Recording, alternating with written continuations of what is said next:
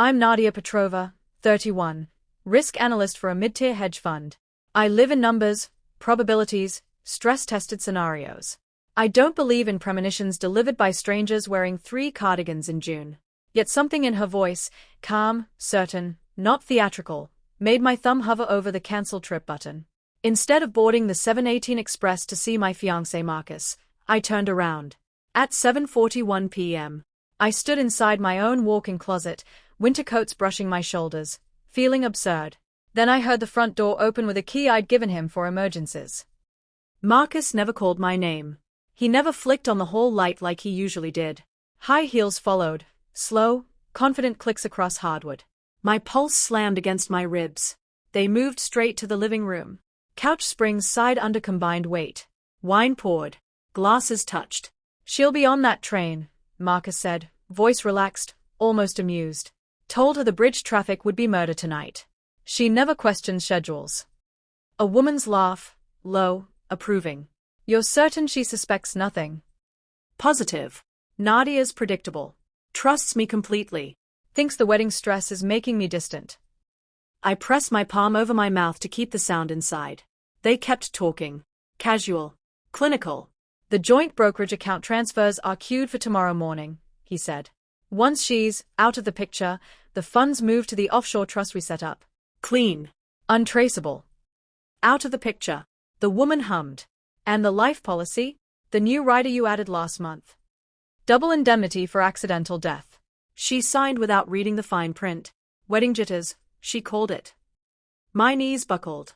I caught myself against the closet rod. Marcus laughed softly.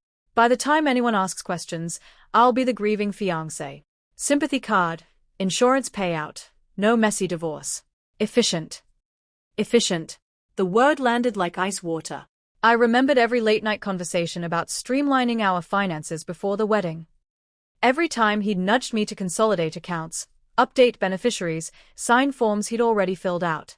I'd done it because I loved him. Because love means trust. Now trust had teeth. They moved toward the bedroom. My bedroom. The mattress dipped. Fabric rustled. A zipper. Laughter turned intimate. I didn't cry. I recorded. Phone on silent. Camera angled through the slimmest crack in the door. 37 seconds of clear audio and partial video. Faces, wine glasses on my coffee table, his hand on her thigh, the words accidental death benefit floating casually between kisses. I sent the clip to a secure cloud folder he'd never known existed, one he'd once teased me about. "You and your paranoid backups," he'd said. Yes. Me and my backups. When the shower started, I moved. Barefoot. Silent. I grabbed my go bag, always packed for work travel, laptop, external drive, passport, the original signed documents he'd rushed me through last month. I slipped out while water still ran. By 9:14 p.m., I was 3 blocks away in my car, engine off, dome light on, fingers flying across keys. First, brokerage portal. Every pending transfer frozen. Anonymous fraud tip filed. Suspected unauthorized beneficiary changes, possible coercion.